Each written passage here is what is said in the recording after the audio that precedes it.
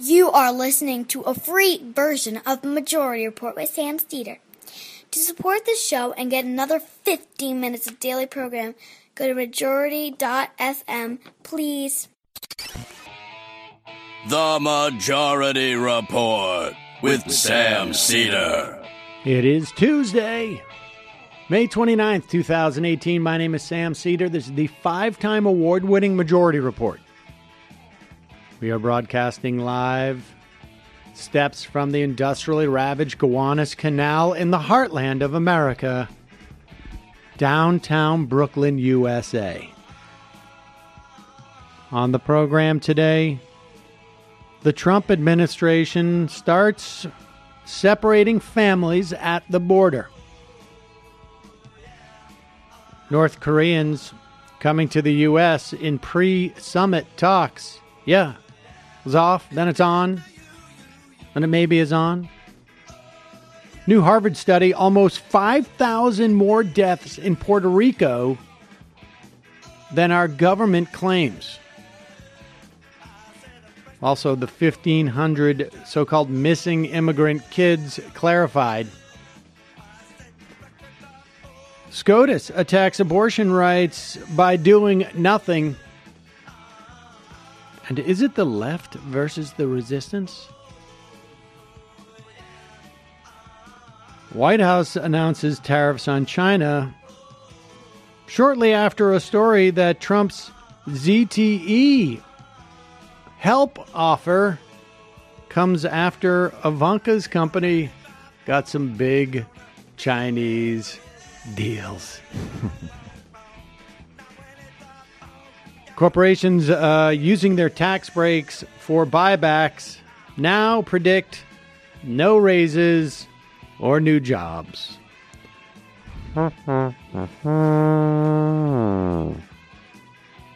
All this and more on today's program, ladies and gentlemen.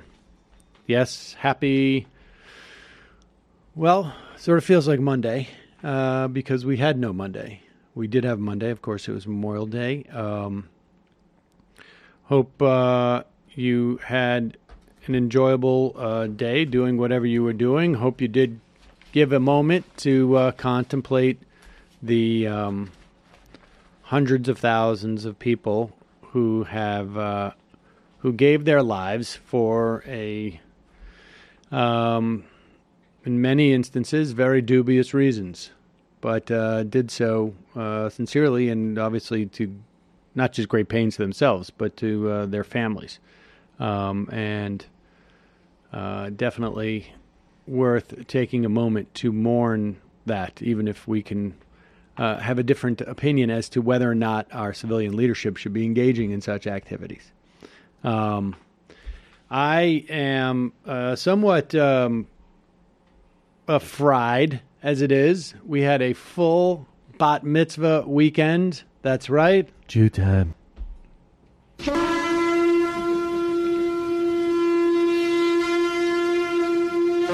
Saturday afternoon, I stood in the atop Grand Army Plaza. I climbed up and blew the shofar. That's not true. But my daughter... Well, that we should have filmed. Yes, that would have been the YouTube hit of the century. My daughter was bat mitzvah this weekend, and it was and because it was Memorial Day weekend, and basically what happened is we were... My former wife and I were a little bit slow on the uptake. And so by the time we were in a position to choose which weekend we could have my daughter bat mitzvah, it was either Memorial Day weekend or Labor Day weekend. Everybody had taken all the other weekends. And our big fear was, I didn't want Labor Day weekend because I didn't want her like having that hang over her over the summer. And my big fear was that nobody would show up because it's Memorial Day weekend. You know, a lot of people have plans that they've made long time out, but we didn't have a huge bat mitzvah because the best way to see Aerosmith is in a crowd of like 60 or less. And so when we had the Aerosmith and the boys come in to play, wanted it to be But do you remember that? There was a bar mitzvah where Aerosmith played. Like it was like a guy was a gun runner or something during the Iraq War. I think I did hear about Sean that. recently worked production at a bat mitzvah where they had Fetty Wap. That's cool. I have no idea what that The Nicki was. Minaj one looked awesome too. Well, we had none of those things, but we had a very nice luncheon, and then my daughter had a kids party that was Sunday night, and that was an interesting experience to be in a room with that many 13-year-olds. Nobody got busted, as far as I could tell. Nobody was drinking or doing drugs, which is an upgrade from my bar mitzvah party. Your bat mitzvah? Bar. But say it again, Samantha. Lot of family, so it was a little bit exhausting.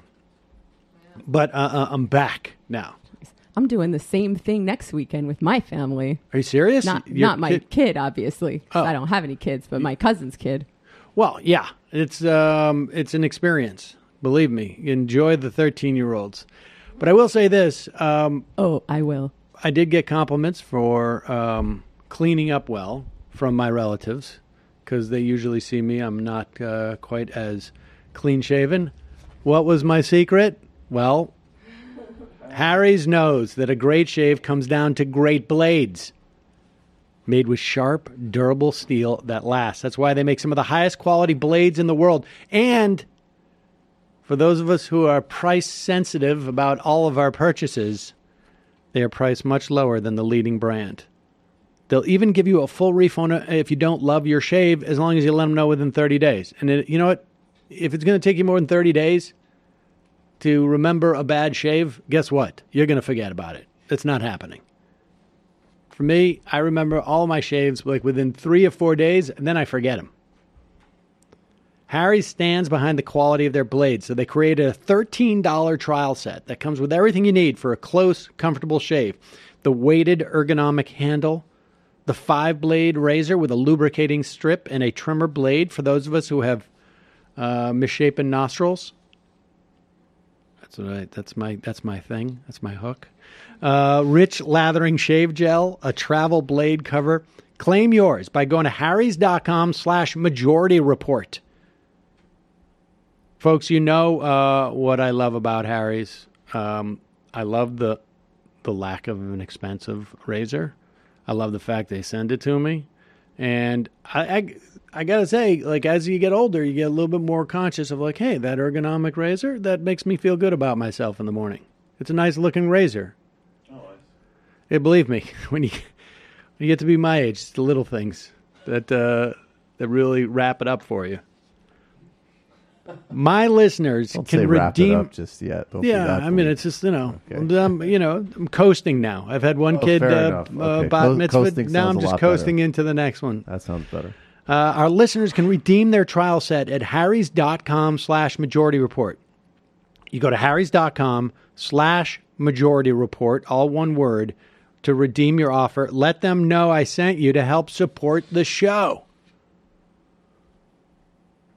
Also, and this is actually working out. I mean, I don't know if they want to be associated with a separation, but Blue Apron has been a staple of our menu at the Cedar household for, what is it, like 2 years now?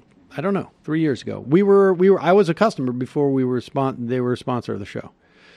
And when it comes to dinner, Blue Apron can take care of all the planning, all the shopping. Fresh, pre-proportioned ingredients, chef-designed step-by-step recipes. Blue Apron lets you see what food can be and do. Enjoy delicious meals like popcorn chicken. We had that recently. Sweet chili cabbage slaw and cumin spice wonton noodles with vegetables and peanuts. The kids actually loved that. The idea that I could say like cumin and they would eat something would be great.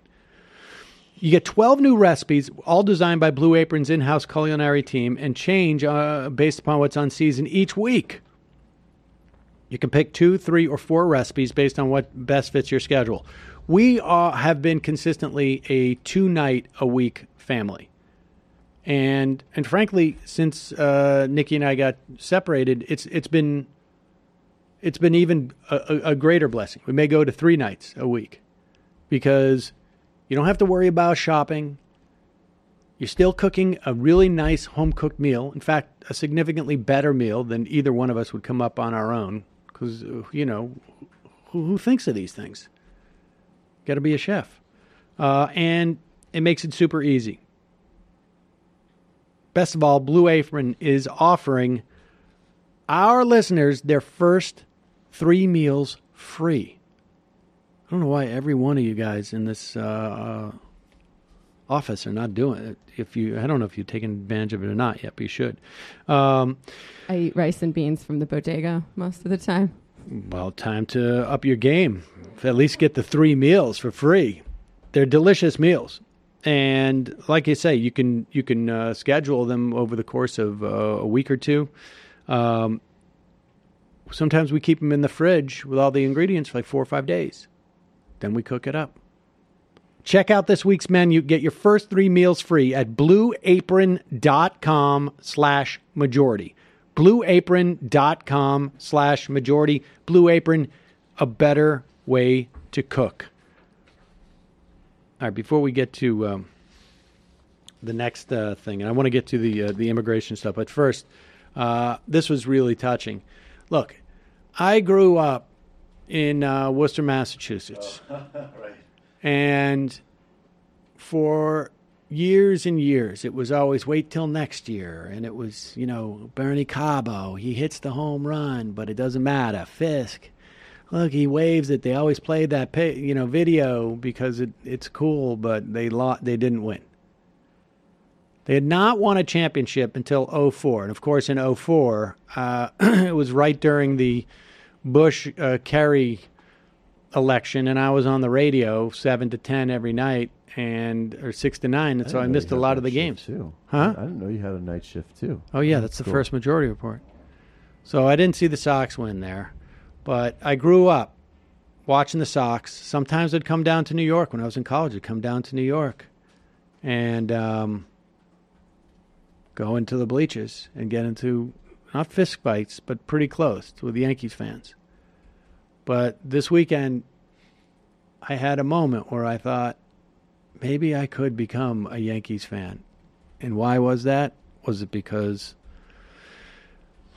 Judge had a play that blew me away, or he hit 4 home runs? Or no, it wasn't. It was because of this.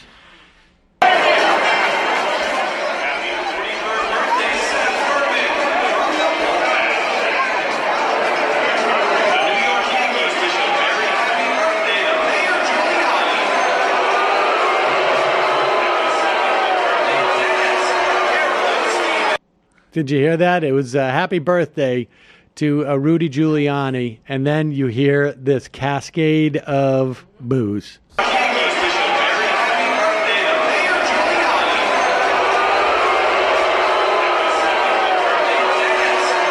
Gotta love it. Screw you, buddy. Gotta love it. I mean, I don't know that he would have gotten that many boos if he wasn't Donald Trump's flack, but it's nice to think that he would. Either way, because he deserves them. He really does deserve them. Yeah, he does. For a myriad of reasons. New Yorkers hate him. People forget that Rudy Giuliani, prior to 9/11, was wildly unpopular in New York City. New York City was sick of this dude. And 9/11 boosted his career, not unlike George W. Bush's. So... More nationally than locally, though, don't you think? I think so, to a certain extent. I think there was also just enough of a shock in the city where it was just like, yes, there was people didn't have. I think probably in the city it went up, but I think it was probably diminished quicker than it did nationally. And nationally, look, it was very much associated with 9/11 and very narrow. Every time he would go run for president, by the time he got to New Hampshire, the first primary, I remember, I think it was in 2008, I was up in New Hampshire, and I went to a Rudy Giuliani rally or speech, and I had to rewrite the entire bit because there was literally no one there, and it was just incredibly sullen. Hey, folks, since you're listening to this podcast, you probably love learning on the go. And with Blinkist, you become better informed in less time than you thought possible. The Blinkist app transforms over 2,000 of the best-selling non-fiction books into powerful packs you can read or listen in just 15 minutes. These are like the Cliff Notes, the audio Cliff Notes. Get key insights from 2 to 3 books covering topics like productivity, business, self-improvement on your way home. Their team of experts is constantly adding new titles, so you're always getting the most powerful ideas. No wonder Forbes, BuzzFeed, New York Times are all talking about Blinkist. Feast your mind on key ideas from top-selling fiction books like Tool of Titans, that Tim Ferriss. I don't listen to his podcast as much as I used You to. were but really this into that podcast. For a long time, yeah. I was. I don't know what Yeah. happened to that. But Tools of Titans is like where he distills, he does the habits of successful people, not just in business, but in anything. And Tools of Titans is sort of like a compilation of that. There's that The Subtle Art of Not Giving an F. Great title. That's available on that one. What They Don't Teach You at Harvard Business School. I mean, part of this is like I don't know anything about business, and I'm sort of fascinated by having a business mentality. So I listen to these things. It's part anthropological, but it's also part for me like I feel like I should know this. I'm not a businessman. I am a businessman. That's correct. Right now, Blinkist has a special offer for just the Majority Report listeners. Go to Blinkist.com/majority. Right now, start your free trial or get 3 months off your yearly plan when you join today. That's Blinkist. BLINKIST. Blinkist.com/majority. Start your free trial or get 3 months off your yearly plan. Blinkist.com/majority. All right, let's get into what's going on with the immigration policies, because this has gotten a lot of play, and I'm not exactly sure what has driven it. I think there was like National Missing Children's Week last week, and 2 weeks ago, we had just headlined that story that a division of Department of Homeland Security had lost track of 1,500 kids. Now, these were unaccompanied minors. And at that time, unaccompanied minors were literally minors who came to the border unaccompanied. And because the Trump administration, is my understanding, is now deeming minors who come to the border with their parents and taking them as unaccompanied. But at that time, these are children who parents may have said, I don't have the money to go with you. I'm sending you with, a smuggler, or they go up by themselves to escape harsh conditions on where they live. Sometimes, massively dangerous, sometimes without any opportunities to advance, whatnot. So when they get to the border, the Office of Refugee Resettlement matches them up more often than not with relatives who are in the country. Mostly legal, I believe the relatives are. That's the way that they would have them. It's conceivable some went into foster care, but this is mostly relatives. Some end up getting trafficked in some way. But the Office of Refugee Resettlement does not keep, it keeps records on where they placed them, but they did not do anything diligent to find these people. They're not tracking them, which is probably a good thing, particularly in this day and age. One of the reasons why people, the hard sell for DACA, well, you hear about there are X number of DACA folks, but then there's an extra couple 100,000, 400,000 who are eligible and have not signed up, is because people were very nervous about signing up for a government program. Because even if they felt that the Obama administration had best of intentions, there's always that one in let's say 10 chances that the next president is going to be Donald Trump, and they're going to start using that as a means in which to round you up. So it's probably good that the government does not keep intense track of these unaccompanied minors. Although there's a downside to that too. People get trafficked. You're placing people with relatives. You don't know. I don't know how much vetting goes on in these situations. Here is a report from PBS Frontline that talks about teenagers from Guatemala who are trafficked as workers at an egg farm. And it's pretty upsetting.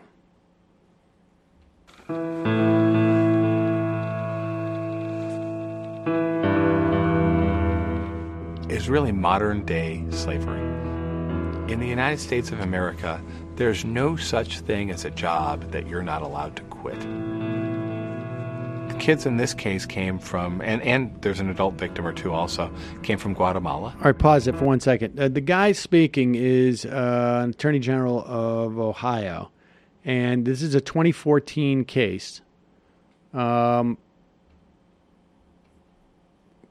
These teenagers came up from Guatemala, ostensibly to, listen to them.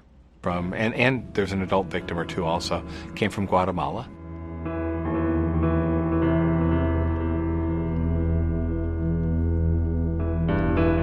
What happened was they were transported up to the United States, and when they get here, they're promised that they're going to attend school, that these children are going to have the promise of America. Instead, they get here and they're put in the trailer park in horrible conditions. Well, when we walked in, it smelled like feces and just pure pee.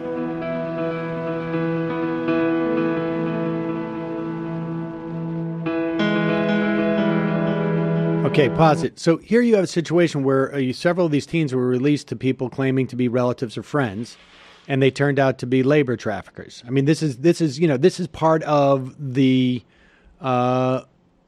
problem. And on one hand, you want the Office of Refugee Resettlement to vet the people that they're giving it. They're basically putting these kids in their care.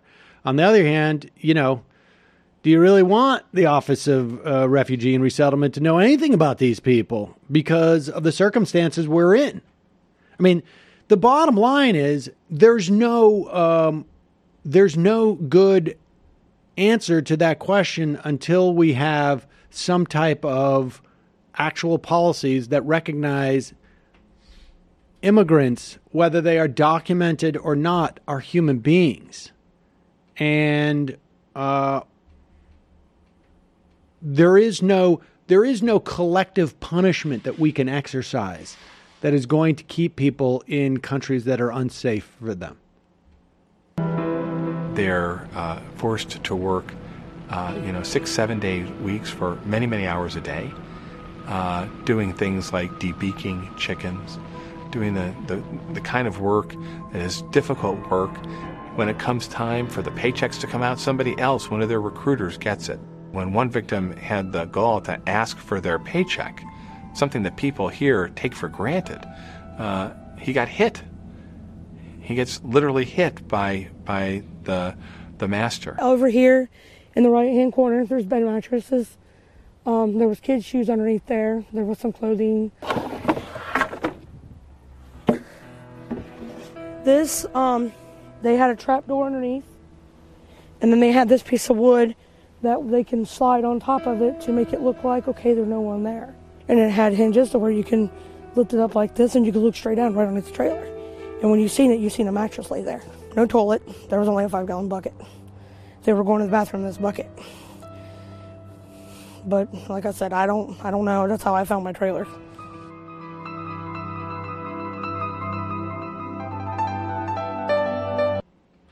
Okay, so ultimately, federal authorities found the teens. They were relocated. They were given to social services and legal advocates.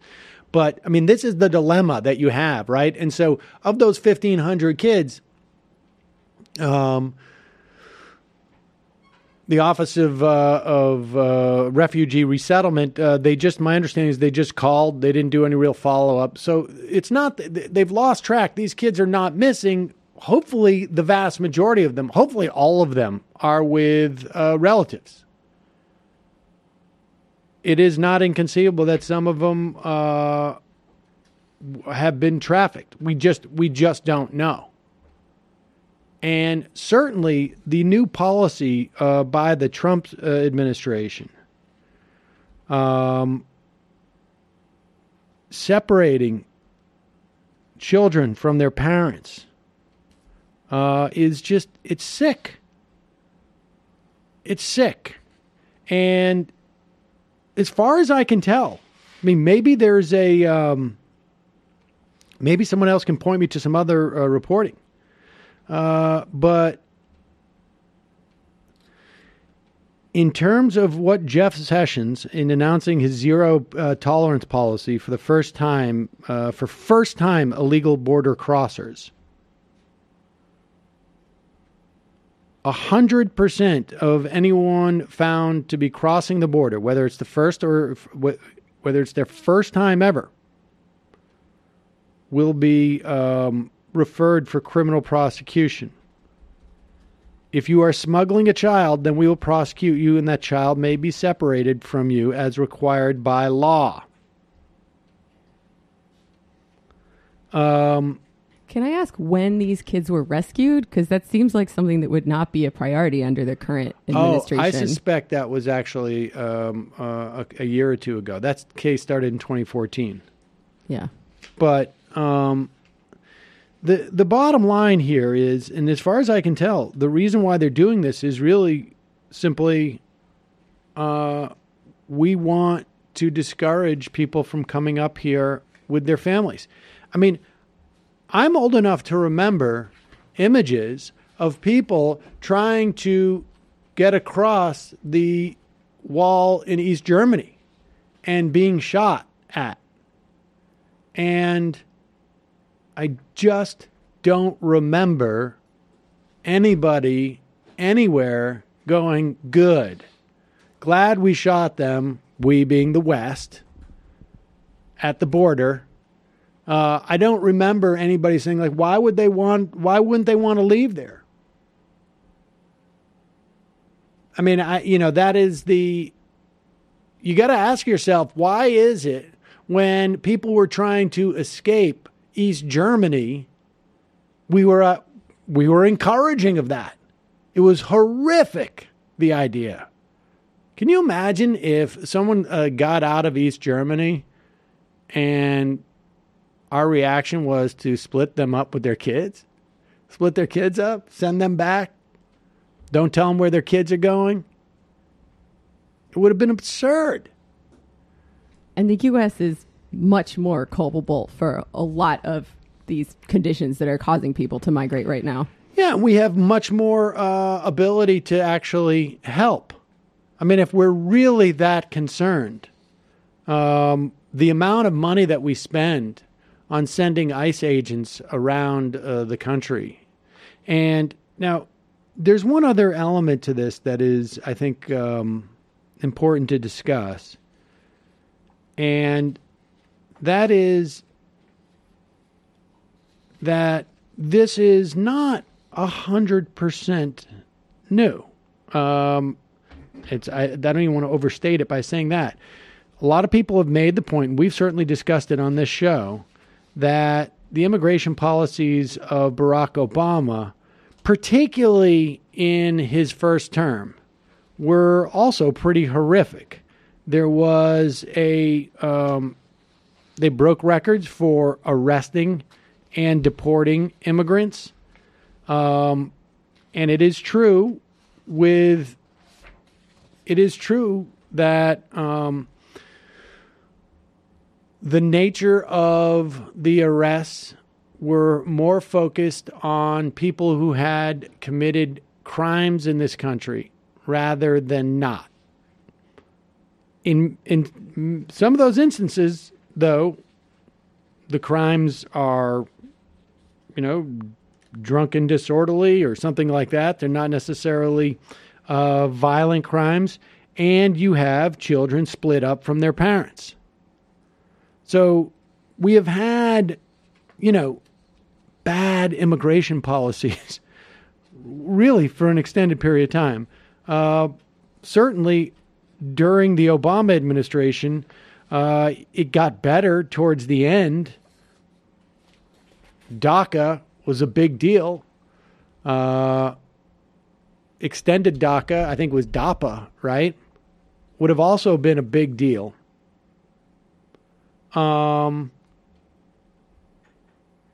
There's a piece by Branko Markacek in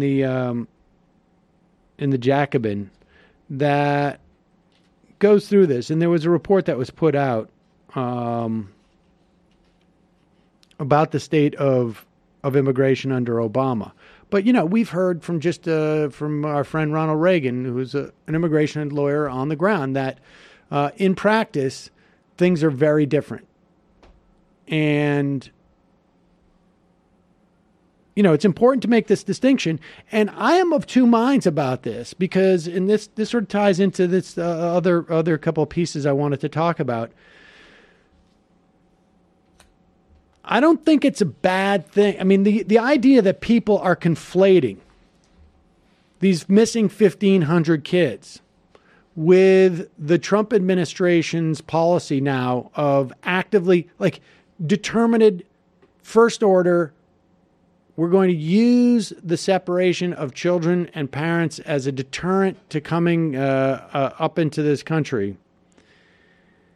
The idea that people are conflating these two things, and in doing so are being more aggressive about immigration policy, I'm sorry, I think it's a good thing. I mean, I'm not going to sit here and conflate these things for you. I'm going to try and clearly delineate them. And I don't know, if I had a bigger platform, I would probably do the exact same thing. But I'm also not going to sit here and bemoan the fact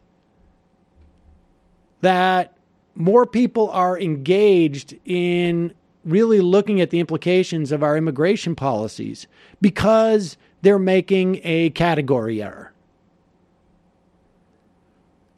I've read that there is some concern that if you start asking for the Office of Refugee Resettlement to really get a sense of where these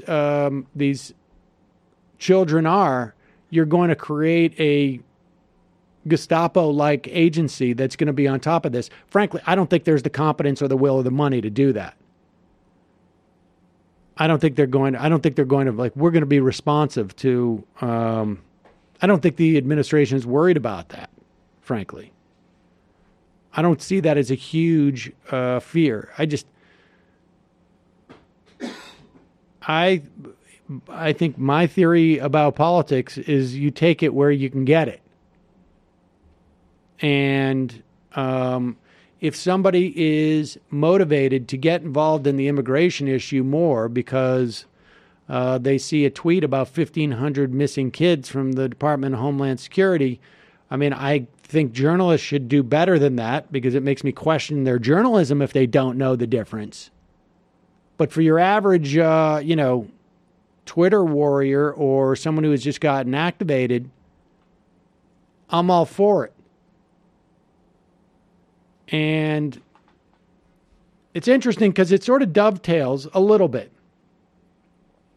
Because there's some people who, I think it's important to that people are aware that this immigration policy, that the problem is we have a failure of dealing with immigration writ large. It's not just a function of Trump. Although I'm also not convinced that, largely speaking, it's not just a function of Republicans. I got to be honest with you. I don't remember too much of the immigration reform bill that was up in 2004, I think it was, or 5. And I don't remember too much about the one that was up, I guess, 5 years ago in 2013, maybe it was. Parts of it I know I didn't like. They had like a guest worker program, which I think is a little bit problematic in terms of abuse.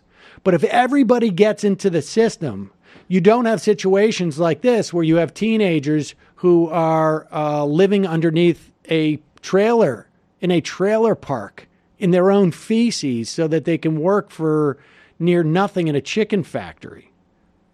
You don't get stuff like this. Here is from GEO News. This is a year ago. I guess almost 2 years ago. 2016. And they were really ramped up. There's a lot of businesses that ramped up after Donald Trump got elected. If you were one of those people who were smart enough to go long in 2015 on things like for-profit universities or things like construction of penal institutions or detention centers for infants, then you did quite well in the stock market. GEO is one of these companies that makes detention centers, right? Was that what you call it, Brendan? Like detention centers, prisons, concentration camps, camps that concentrate people in one area. And in April, they rolled out their new specialized transport buses. Here you have it, folks. This is the latest in transport technology.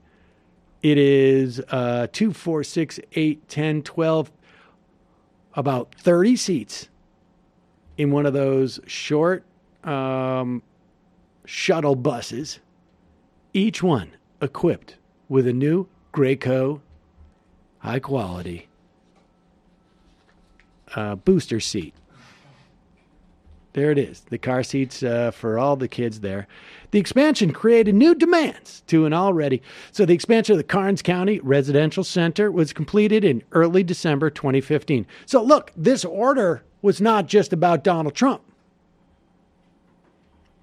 And increased the capacity to 1,158 beds. The expansion created new demands to an already unique transportation mission requiring larger capacity vehicles to provide off-site field trips.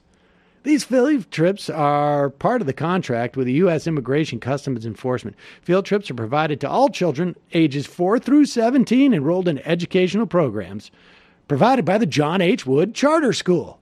So we're going to get it in multiple different directions. There you go, folks. We're going to take field trips. We're going to go to the San Antonio Zoo. There you go. And there. Oh, wow. Oh, look at that. Well, I wonder what happened. What, will you take that right there? What happened right there? There it is. In November 4th. Look at that. Boom. The GEO Group. It just goes up and up and up and up. There you go. Making America great again. You want to go, see if you go in there. You want to see something amazing too? This is a little bit off topic. But put in EFT. What is it? ETF? Electronic Fund? Electronic Frontier Foundation? No. ETF. And put for-profit universities. This is going to blow your mind. See if you can get the, you could just, all stocks went up, but not all stocks went up the day after the election. So this is what we're looking at. There is a debate out there. Maybe it's here a little bit too, but not so much here. But there's a debate out there about what people are calling a guy named like Jonathan Chait over at the New Yorker. He's calling the democracy movement in New York Magazine. The democracy movement. Some people refer to it as the resistance, although the resistance is a pretty blanket term.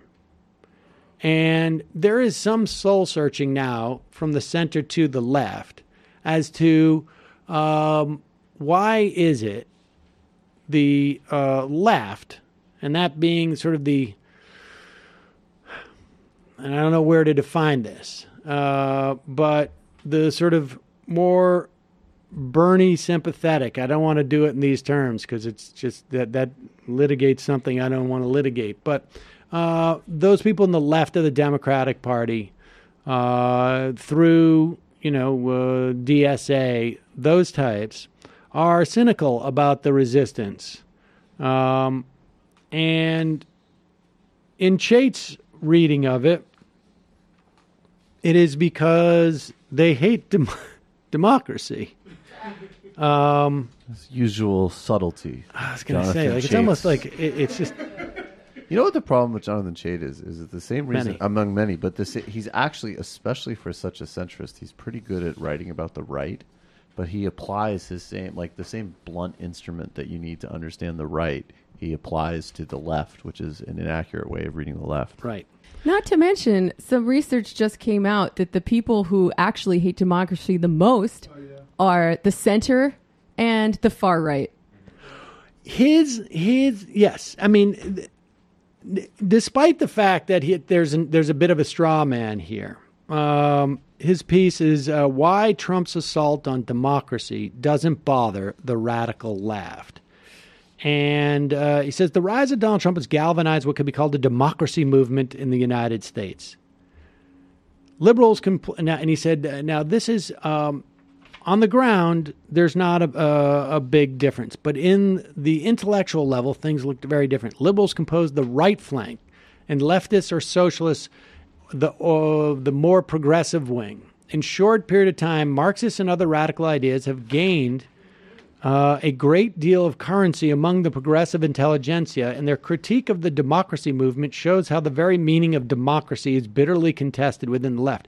Well, first off, what I love is this notion of dubbing it the democracy movement. I hadn't heard that, right? I mean, that's like this is a completely made up thing, and he's deciding to call that. And I would suggest that, if it really is a democracy movement, and this is part of the reason why, there is cynicism about this. If this is a democracy movement, then someone should tell Mark Warner. Then someone should tell Joe Manchin. Then someone should tell Chuck Schumer. Because they are cooperating far too much with this administration if we are still in the mode of, hey, we're going to lose our democracy here. That's a real problem. If you're going to argue that there is an existential threat to our democracy, you better be more concerned about the leadership of the Democratic Party that is not taking your warning seriously. The reason Trump concerns democracy scholars is that he violates norms or threatens to. A norm is simply a common practice, as distinct from formal law or regulation. Before last year, FBI directors served 10-year terms, and Trump switched them. While left-wing critics of the democracy movement have no sympathy for Trump, they do not share this analysis of the threat he poses. To begin with, these critics see the threat posed by Trump as his policy agenda, not any damage to the American system of government. Now, look, there's two different things here, and there's a little bit of sleight of hand. I'm quite sure that those of us who see Trump's policy agenda as highly problematic also see his incredible corruption as being highly problematic. And that the two are synchronized. Well, that's where the argument starts. That's where the argument I understand. But I don't see how you can see that. And then he goes on to say, liberals see the Constitution as a flawed document that contained high ideals and have, in fits and starts over 2 centuries, come closer in alignment with reality. Leftists regard it as a bitter joke, barely worthy of defense. That's what we call it in our Slack documents, our Slack group. We're like, that bitter joke democracy. Bitter joke. Did you like that Limbaugh sound? It's like a rubber chicken in document form. And then he uses, and I think really misuses, Aziz Rana, who's been on the show twice in the past couple months. Very interesting target for extreme acerbic non-rational thinking about democracy. With it's an interesting honestly, one. He's one of the guests that we have. Like, look, we get a little bit dry, but he, and his stuff was not dry. It's very interesting, but it was a pretty sober analysis, I would say. But he says, Rana, right after saying leftists regarded as a bitter joke, barely worth of defense. Look, I can't tell you how many centrists I know who think that there's deep-seated problems with the Constitution, not the least of which, the number of representatives that we have, the way that the Senate works, the way the Supreme Court justices work. I mean, deeply feel it's deeply flawed. From like a very operational and procedural viewpoint that would reflect their centrist politics. So very strange the way that that he's mutating. He's really, really working hard here.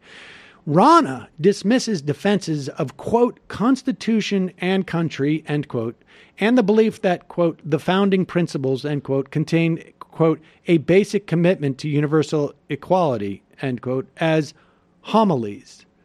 That politicians had to repeat to be taken seriously by party gatekeepers and thus rise to prominence. In truth, Rana asserts American capitalism is, and quotes, inherently oppressive. Now, if I'm reading his assessment of Rana here correctly, it is Rana thinks that people cite the Constitution rather cynically, and that the founding principles and whatnot, to the extent that people cite them, were clearly hypocritical at the time, right? I mean, I think we can all agree that not everybody was created equal at the beginning of this country. I mean, even I don't know what you could possibly be talking about. Even if you think you should be a little bit more respectful of norms. And then he goes, having dismissed American democracy as a myth, left-wing critics seem to have missed some of the finer points of its continued functioning. Now, look, you got guys like Martin Gillens who have written about that money drives our politics, that when there's any contested questions in Congress, that the side that is promoted by big money wins. I mean, these are I think the top uncontroversial. Line is like since the 60s, right? There hasn't been a major policy dispute. I don't know if it went back. I don't think he went back to the while. 60s, but it's been for at least decades. And I mean, this is poorly written, but it does. It has a lot of term paper language in it. I remember, like, a lot of when you're writing and you're like, oh my god, how much more can I extend the word limit on this? But and Eric, you're like Eric Levitz sort of works off of that piece and makes something interesting of it. In fact, I'm going to interview him for Ring of Fire this week. But he says that America's version of capitalism is incompatible with democracy. And this is America's version of capitalism. And he says, look, if you're going to argue that the problem with Trump is that he's breaking the norms, then when Chuck Schumer takes over as the leader of the Senate, you better want him to seat Donald Trump's justices. You better want him, right, to hold hearings forthwith for that next candidate, as opposed to saying, like, hey, remember what happened with Garland, right? Because if the idea is to reinstitute norms, if that is the ultimate objective here, that policy changes have nothing to do with it, that's what you better be prepared to sign on for. And if so, that's pretty pathetic. He writes that in Chait, in terms of the democracy movement, sees all the telltale signs of a bad case of norm erosion. Thus, to heal our republic and immunize it against future strains of the same virus, several liberal thinkers have called for the formation of bipartisan coalitions in defense of democratic norms and rule of law. In their view, the threat Trump poses is so grave and unique, Ideologues on both sides of the aisle shall now prioritize maintaining rule-based order over winning policy battles so as to safeguard their freedom to settle such disputes democratically in the future. And he goes on to say, however, several social democratic and or democratic socialist thinkers see state and federal legislatures who routinely slash taxes on the wealthy and services for the poor in defiance of their constituent wishes.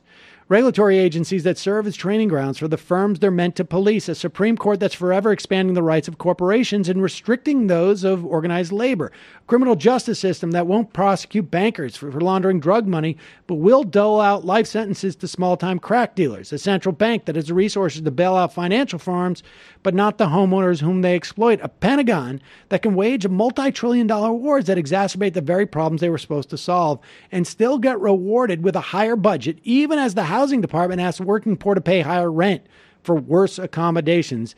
And seething beneath all those defects, disparities in the distribution of private wealth so vast and consequential, the nation's super rich have come to enjoy an average life expectancy 15 years longer than its poor.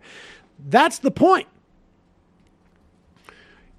Is Donald Trump something so unique, or is he a natural product of these policies that have disenfranchised so many people? Now, I happen to believe that the vast majority of Donald Trump's support is based in racial animus. And I do think that there is some reason to believe that some of those people are also expressing their racial animus as a result of a general frustration and malaise they're feeling because their wages have been stagnant, or they're living in an area that's depressed, or they're not seeing any benefit, and it's just easier for them to find a target with, the brown people or the libtards or whatever. That very well may be the case. But what is indisputable is that these are realities.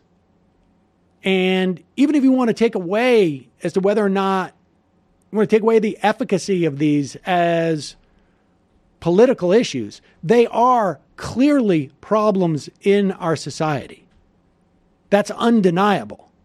All of those litany of things that were just listed, those are undeniable facts that are taking place and are also very threatening to our democracy, because the way a democracy falls apart, right, is that things become such within the functioning of society that enough people are either turned to right-wing populism or are just feeling like nothing's ever going to change, so why should I show up to vote? You talk about Wisconsin, you talk about Michigan.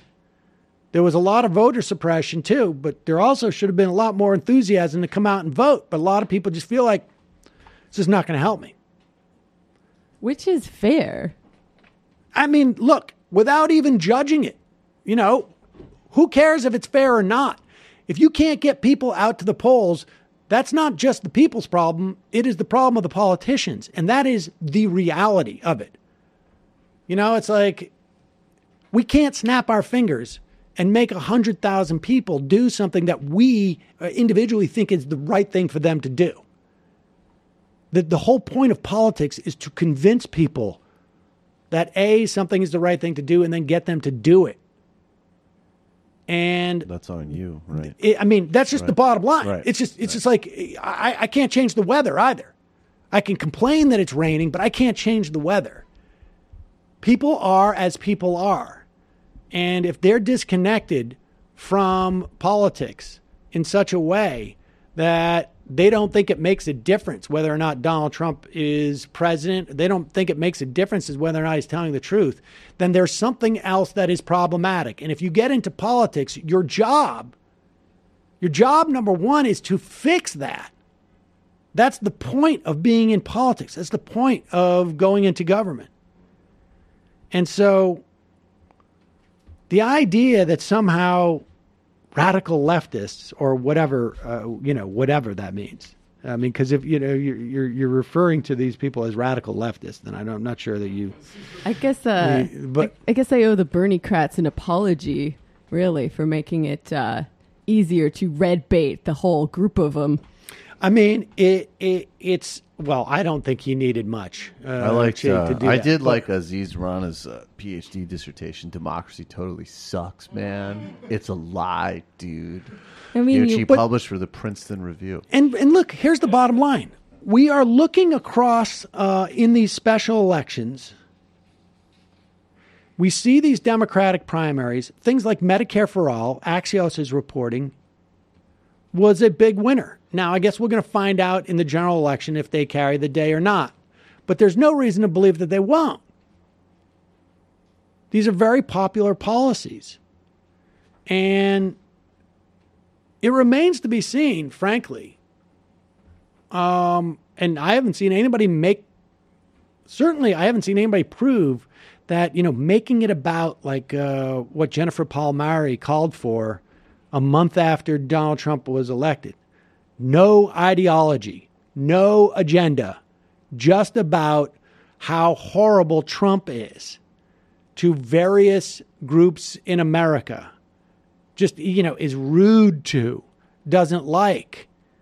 I mean, I think, frankly, if you were to really dig into the perspective, let's say, for instance, in the African American community, I think they would say, yes, Donald Trump is horrible, horrible racist. But we've had racists for a long time, and systemically, we have some problems that are bigger than Donald Trump. Donald Trump going away is not going to solve the racist problem. In fact, Donald Trump is there because, on some level, of the racist problem. And I think that cuts across all of it. Yeah, I don't think there's that many mainstream politicians who don't have something racially problematic about them. You got to judge people. I mean, certainly there are degrees, but given the choice between like a Trump and, I don't know, a Bernie who maybe doesn't reach out as effectively as he should or could, I think the choice is pretty clear. Yeah, but I guess what I'm saying is that it's not even a function of an individual. It's a function of we have systemic problems, and ironically, that's a whole other way of breaking down this debate. For all of Chait's talk about norms and procedure, it's all like if your politics is just defined with your personal discomfort that this guy is president. Well, it's not just personal. He would say it's a threat to democracy. I get it. I think there is. There is. But at the same, another thing that I like that Eric Levitz pointed out in that piece was he was like, you know what? Maybe when Robert Mueller is put in jail on terrorism charges, the calculus flips. And this procedure and democracy movement stuff being first and foremost, maybe then that runs to the head of the deck. But certainly I was going from him to the Jennifer Palmieri quote. I think those types of statements really just reflect a personal repulsion to him, which is fine, but they're almost, they can't be systemic because they're almost like allergic to that type of analysis because everything's just a kind of signifier. Look, you would have to believe, and listen, I certainly subscribe to the idea that James Comey, but for that James Comey letter, Hillary Clinton probably wins. I would say maybe but for a certain amount of voter suppression, Hillary Clinton probably wins. Then I will go on with the litany of but fors in terms of her campaign and whatnot. But you have to reckon with the idea, and we would have had to have reckoned with it even if she had won, Michigan by 10,000 votes, Wisconsin by 5,000 votes, pulled out somewhere else, Pennsylvania, by 5,000 votes. You'd still have to reckon with, like, how did Donald Trump, this total scumbag who represents just about everything that we can say in a broad sense is bad about America. And humanity. How did he... I mean, really and broad. humanity. But how did he get so close? Like, I think you would have to reckon with that. You'd have to say, like, we've got a problem here. We defeated cancer, but it could come back. Maybe we need to change the way that we eat. Maybe we need to go, less red meat. Maybe we need to get more exercise. Whatever it is. Like, you need to address those things. And I don't know. This is an argument you're going to see over the next couple of months because there's going to be an extended argument as to how Democrats should be running in these general elections. Once the primaries are over, then people are going to fight for what the issue sets are that the Democrats are going to run for. And if they take over the House, then people are going to fight for what those issue sets are. And this talk of norms and democracy movement, this is just no labels dressed up in a different way. When Chuck Schumer refuses to show up at the Senate, when we don't have Democrats defecting and agreeing on rolling back Dodd-Frank, this is what I would say to the Jonathan Chaits of the world. Get your own house in order. There are no radical leftists who are running in the leadership of the Senate.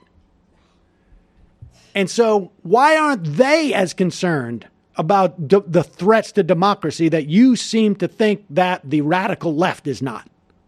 Right? I mean, that's the real question here. Not whether or not you can bring aboard, Aziz Rana from his powerful position. The question is, where's Chuck Schumer? Chuck Schumer's like, yeah, I actually just read Aziz Rana, and my feeling is screw democracy. Honestly, well, yeah. where are the completely mainstream? Where are the people on the? I mean, if you want to put this up as an ideological thing, where are the people? Where's Joe Manchin? He doesn't love the Constitution. No. Where's by the way? I mean, what's his? I guess. Well, Heidi Heitkamp. What is she doing? Heitkamp. Is she going to she's taking?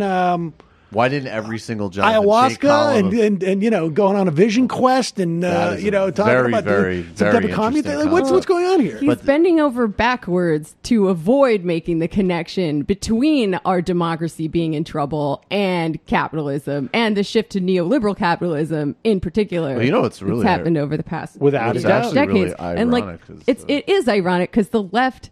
It's not that we don't care about democracy. We think the problem started before 2016 because it did. And if you want to talk about norms, this neoliberal system, it arose fairly recently. If we want to return to norms, talk about the New Deal, talk about this is just regular progressive Democrat stuff. This is not even leftism. I would say democracy totally lame is the new tag for my show. But I think that it's ironic too because people like Glenn Greenwald or Marcy Wheeler, they actually have a far better case to make that they are the minders of constitutional and procedural process when they focus on things like the NSA or the surveillance state. Like if Jonathan Chait was so purely concerned about it, all of his recent columns should have been on making sure that Gina Haspel wasn't confirmed as head of the CIA. Yeah. Which dovetails exactly what you're saying about who to hold accountable in the Senate leadership. All right, folks. We're going to head into the fun half. Just a reminder, this show exists because of our members. When you become a member of this program, you support the daily show. And as a way of saying thank you, we give you an hour or two of extra content every day. So head over to jointhemajorityreport.com. JoinTheMajorityReport.com. You can do a one-off donation if you want, or you can become a member by signing up to give a membership each month. And if you can't afford it, send us an email at majorityreporters@gmail.com. If you want the fun half and do not have the financial means to do it, we will not keep you from enjoying the fun half. Also, today is Tuesday, May 29th. Michael Brooks Show tonight featuring... I got to get this down. Marisha Bararadaran on federal job guarantee and postal banking. And Felix Biederman from Chapo Chap House. What? Well, funny guy. What are you doing? And that's tonight. You can sign up on iTunes or you can go to a YouTube channel. And also check out Jamie's podcast, The Antifada, patreon.com/The Antifada. Hell yeah. All right, folks. 646-257-3920 is the number. See you in the fun half.